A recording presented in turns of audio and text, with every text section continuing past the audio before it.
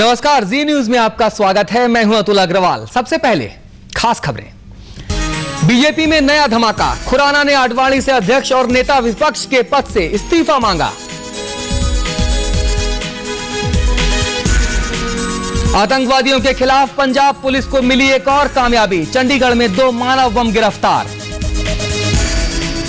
उत्तर प्रदेश में फैल रहा है लकड़ी के तस्करों का जाल। मुख्यमंत्री के इलाके में भी माफिया की घुसपैठ।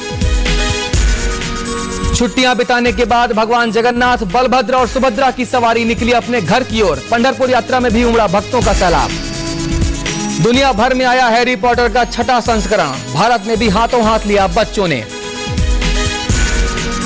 और कॉमेडी फिल्मों की कड़ी में नया धमाका। थोड़ी मस्ती थोड़ी धूम में रिश्ता भट्ट, संजय कपूर और बाबा सहगल लोगों को करेंगे लोटपोट। बीजेपी अध्यक्ष लालकृष्ण आडवाणी की मुश्किलें और भी बढ़ गई हैं। इस्तीफा देने के लिए संघ परिवार के बढ़ते दबाव के बीच अब बीजेपी नेता मदन लाल खुराना ने भी उनके इस्तीफे की मांग कर डाली है। अतुल, अशोक, अंदर की खबर क्या है? क्यों लिखना पड़ा है मदन लाल खुराना को इतना कड़ा पत्र? आडवाणी को इससे कड़ा पत्र आज तक बीजेपी के किसी भी नेता ने नहीं लिखा है। सबसे बड़ा कड़ा पत्र माना जा रहा है। क्यों लिखा है? अंदर की खबर क्या है? जी अतुल। अशोक, अयोध्या बम कांड, अयोध्या पे हमला जिस तरह से किया गया है, कहीं ना कहीं बीजेपी और संघ और वीएचपी परिवार में जो एक उठापटक चल रही थी वो कहीं ना कहीं थोड़ा सा बैकड्रॉप में आ गई थी, नेपथ्य में चली गई थी। इस पत्र से क्या समझा जाए? कितना बड़ा झटका माना जाए इसको आडवाणी के लिए? अब क्या लगता है संघ, वीएचपी और जो उसके बाकी घटक दल हैं एक बार फिर से आडवाणी पर हमला तेज कर सकते हैं? 3 पेज का पत्र लिखना। अशोक, मैं आपको जरा देर के लिए रोकना चाहूंगा। दीपक डोभाल इस वक्त हमारे साथ हैं। एक खबर और है कि प्यारेलाल खंडेलवाल जो भारतीय जनता पार्टी के नेता रहे हैं, काफी सीनियर नेता रहे हैं, मध्य प्रदेश की राजनीति में काफी ज्यादा दखल रहा है प्यारेलाल खंडेलवाल का। उन्होंने भी एक पत्र लिखा है। उन्होंने भी आडवाणी से पार्टी अध्यक्ष पद से इस्तीफा देने की मांग की है। दीपक डोभाल जी न्यूज संवाददाता दिल्ली से हमारे साथ मौजूद हैं। आइए जानते हैं दीपक, क्या लिखा है पत्र में? एक ही दिन में आए हैं और जी दीपक, मैं आपको थोड़ी देर के लिए रोकना चाहूंगा। एक बार फिर से रुक करते हैं जी न्यूज संवाददाता अशोक सिंघल का। अशोक, प्यारेलाल खंडेलवाल ने भी पत्र लिखा है। उन्होंने भी आडवाणी के खिलाफ बातें कही हैं। एक पार्टी एक पद की बात भी कही है। क्या लगता है कहीं ना कहीं सोची समझी एक साजिश की बू आ रही है आपको आडवाणी के खिलाफ? आडवाणी के खिलाफ अशोक खुलकर लोग सामने आने लगे हैं। क्या माना जाए, आडवाणी क्या खुद से अब इस्तीफा देने के लिए सोच सकते हैं? अंदर की खबर है कुछ आपके पास? अशोक, क्यों कहना पड़ा ऐसा प्यारेलाल खंडेलवाल को? क्यों कहना पड़ा ऐसा मदन लाल खुराना को कि आडवाणी के नेतृत्व में भरोसा नहीं है? राज्यपाल बनाया गया उनको, राजस्थान का सक्रिय राजनीति से उनको दरकिनार किया गया। उतने असरदार दिल्ली में साबित नहीं हो पा रहे थे मदन लाल खुराना जब मुख्यमंत्री थे वो, और उसके बाद जब वो नेता विपक्ष थे तब भी उतना असरदार नेतृत्व नहीं था उनका। दोबारा मुख्यमंत्री शीला दीक्षित ने अपनी सरकार बनाने में कामयाबी हासिल की, राजस्थान भेजा गया उनको। क्या लगता है जिस तरह से आडवाणी के नेतृत्व में अविश्वास जताया है खंडेलवाल जैसे बड़े नेता ने, खुराना जैसे एक बड़े नेता, कद्दावर नेता ने, कहीं ना कहीं राष्ट्रीय कार्यकारिणी में आडवाणी को इस्तीफा दे देना चाहिए, इस मुद्दे को गरमाने की एक कोशिश? अशोक, हमेशा से बीजेपी में एक बात उठती रही है कि जो भी कहना है वो पार्टी के मंच में कहा जाए। भले ही वो यशवंत सिन्हा ने जब आडवाणी को सलाह दी थी कि इस्तीफा दे दें, आडवाणी की मुखालफत की थी उन्होंने, तब भी कहा गया था कि पार्टी के मंच पे कहें, जो कहना है मीडिया में ना कहें। लेकिन अब इस तरह के 2 पत्र सामने आ रहे हैं। क्या लगता है आडवाणी के जो आडवाणी के समकालीन नेता हैं और जो दूसरी पीढ़ी के नेता हैं, कितना मतभेद, वैचारिक रूप से कितना मतभेद है इन दोनों पीढ़ियों में?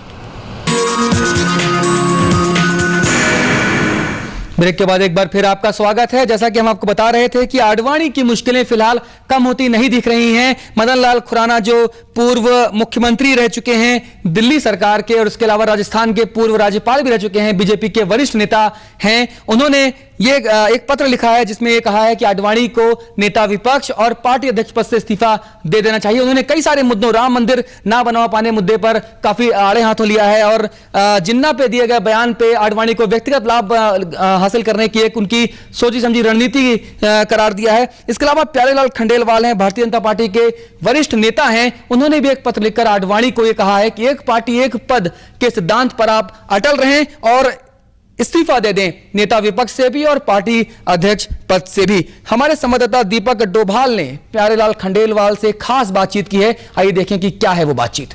प्यारेलाल खंडेलवाल भारतीय जनता पार्टी के वरिष्ठ नेता हैं। उन्होंने जो चिट्ठी लिखी है उसमें कहा गया है कि सैद्धांतिक प्रतिबद्धता से भटक रही है पार्टी। उन्होंने कहा है कि आडवाणी की पाकिस्तान यात्रा में जो उन्होंने जिन्ना के ऊपर जो बयान दिया है वो भी कहीं ना कहीं नुकसानदायक रहा है पार्टी के लिए। और तीसरी बात जो उन्होंने कही है वो कहा है कि एक पार्टी और एक पद, सीधा सा इशारा लाल कृष्ण आडवाणी की तरफ किया है प्यारेलाल खंडेलवाल ने। साथ ही साथ गोलमोल जवाब भी दिया है। उन्होंने कहा है कि आडवाणी पद छोड़े या ना छोड़े वो आडवाणी की मंशा है। फिलहाल उनका ऐसा कोई भी आशय नहीं है कि आडवाणी को पद छोड़ना चाहिए। फिलहाल एक सबसे बड़ी जो खबर है वो खबर यह है कि लाल कृष्ण आडवाणी को के इस्तीफा देने के लिए मदन लाल खुराना, दिल्ली के पूर्व मुख्यमंत्री और राजस्थान के पूर्व गवर्नर, भारतीय जनता पार्टी के एक वरिष्ठ नेता हैं, उन्होंने एक पत्र लिखा है। पत्र अटल बिहारी वाजपेयी, केशव सुदर्शन, अशोक सिंघल और मोहन भागवत को भी लिखा गया है। उनके पास भी इसकी कॉपी पहुंची है जिसमें कहा गया है कि LLK आडवाणी को अपना इस्तीफा पार्टी अध्यक्ष पद से भी और नेता प्रतिपक्ष के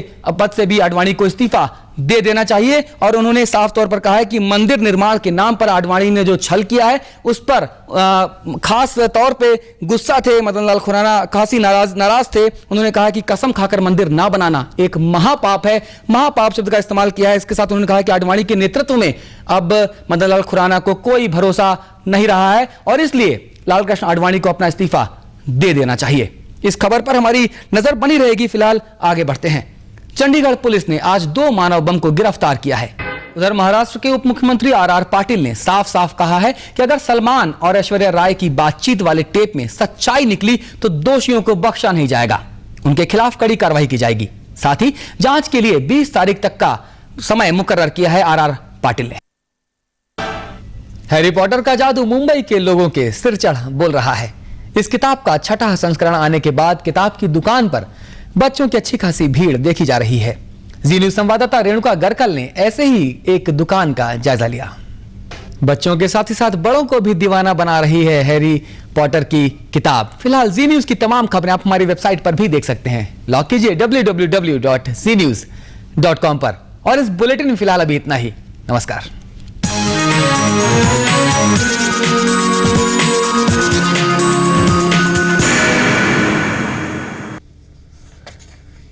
नमस्कार। जी न्यूज के दर्शकों को स्वतंत्रता दिवस पर हार्दिक शुभकामनाएं। मैं हूं अतुल अग्रवाल। सबसे पहले इस बुलेटिन की खास खबरें लेते हैं। 15 अगस्त के मौके पर देश भर में सुरक्षा के कड़े इंतजाम। राजधानी दिल्ली छावनी में तब्दील। राष्ट्रपति कलाम ने की नदियों को जोड़ने के काम में तेजी लाने की वकालत। ऊर्जा के क्षेत्र में आजादी का भी नारा दिया। महाराष्ट्र के राज्यपाल ने दिया बाढ़ जैसे हालात से निपटने के लिए खास योजना बनाने का भरोसा। बीमारों की संख्या बढ़ी। RSS के वरिष्ठ नेता और प्रमुख विचारक HB शेषाद्री का अंतिम संस्कार आज। वाजपेयी भी शामिल होंगे। हरिद्वार में मुल्तान जोत महोत्सव में दिया गया अमन का पैगाम। श्रद्धालुओं ने गंगा से खेली दूध की होली। और श्रद्धालुओं की भीड़ बढ़ने की वजह से माता वैष्णो देवी श्राइन बोर्ड ने यात्रा फिलहाल रोकी।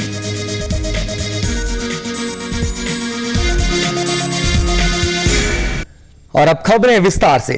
केंद्र सरकार ने देश की रक्षा के लिए सरहदों पर तैनात सैनिकों के बच्चों को बेहतर तालीम देने के लिए एक नई योजना तैयार की है। प्रधानमंत्री की पहल पर तैयार की गई इस योजना का नाम प्रधानमंत्री स्कॉलरशिप स्कीम रखा गया है। प्रधानमंत्री डॉक्टर मनमोहन सिंह आज लाल किले की प्राचीर से दिए जाने वाले अपने भाषण में इसका ऐलान करेंगे। प्रधानमंत्री के भाषण में और भी कई नई योजनाओं का ऐलान होगा। आतंकवादी हमले की आशंका को ध्यान में रखते हुए राजधानी दिल्ली में आजादी की सालगिरह जबरदस्त सुरक्षा इंतजामात के बीच मनाने की तैयारी है। सुरक्षा के इंतजाम जमीन से नीचे, जमीन पर और आसमान में भी किए गए हैं। दिल्ली पुलिस के अलावा अर्धसैनिक बलों और सेना तक की इस काम में मदद ली गई है। स्वतंत्रता दिवस के मौके पर राजधानी दिल्ली में ट्रैफिक पुलिस ने खास इंतजामात किए हैं। कल शाम 5 बजे के बाद राजधानी दिल्ली में व्यावसायिक वाहनों के आने पर रोक लगी हुई है। आज लाल किले के आसपास के इलाकों में सुबह 5 बजे से ही ट्रैफिक की आवाजाही भी बंद कर दी गई है। और बुलेटिन में फिलहाल अभी वक्त एक छोटे से ब्रेक का है। खबरों का सिलसिला आगे भी जारी रहेगा। आप हमारे साथ। कश्मीर में आतंकवादी हमलों की आशंका को देखते हुए जम्मू और श्रीनगर में स्वतंत्रता दिवस समारोह के लिए सेना कड़ी चौकसी बरत रही है। राष्ट्रपति डॉक्टर एपीजे अब्दुल कलाम ने बाढ़ और बारिश जैसी प्राकृतिक आपदाओं से निपटने के लिए देश भर की नदियों को आपस में जोड़ने के काम में तेजी लाने पर बल दिया है।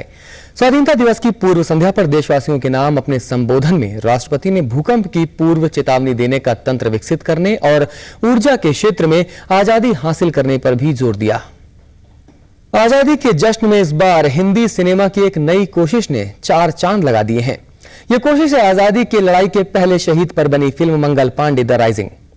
फिल्म में मंगल पांडे का किरदार निभाने वाले आमिर खान और फिल्म में उनके दोस्त यानी अंग्रेज अफसर विलियम गॉर्डन का रोल करने वाले अभिनेता टोबी स्टीफेंस मुंबई के फेम मलाड में दर्शकों से रूबरू हुए। इस मुलाकात का जी न्यूज ने आजादी की सालगिरह की पूर्व संध्या पर खास सीधा प्रसारण किया। और अब बात उन शहीदों की जिनकी दास्तां कहने से जमाना भी खुद को रोक नहीं पाया। हिंदी सिनेमा ने आजादी के मतवालों की कहानियां बार बार पर्दे पर पेश की हैं। इतिहास से खुद को जोड़े रखने की ये कोशिशें दर्शकों ने भी दिल खो।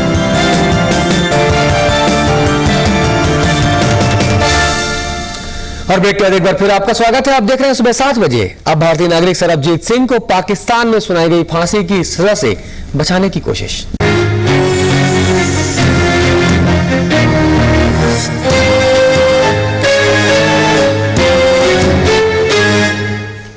नमस्कार, जी न्यूज में आपका स्वागत है। मैं हूं अतुल अग्रवाल। सबसे पहले इस बुलेटिन की खास खबरें देखते हैं। और पाकिस्तान में मौत की सजा पाए सरबजीत सिंह के वकील सुप्रीम कोर्ट में पुनर्विचार याचिका दायर करने की तैयारी कर रहे हैं। सरबजीत के वकील राणा अब्दुल हमीद का कहना है कि अदालत ने सरबजीत के इकबालिया बयान के आधार पर फैसला दिया है। वो अदालत से दरख्वास्त करेंगे कि वो मामले के दूसरे पहलुओं पर भी गौर फरमाए। सरबजीत को पाकिस्तान के सुप्रीम कोर्ट ने 3 शहरों में बम धमाके करने का दोषी करार दिया है। और इस बुलेटिन में अभी इतना ही। जी न्यूज पर खबरों का सिलसिला जारी है। नमस्कार।